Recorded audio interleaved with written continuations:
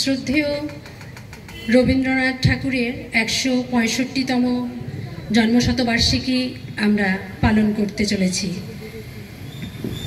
কবির কথাতেই বলি, তোমারেই যেন ভালোবাসিয়াছি শতরূপে শতবার, জনমে জনমে যুগে যুগে অনিবার।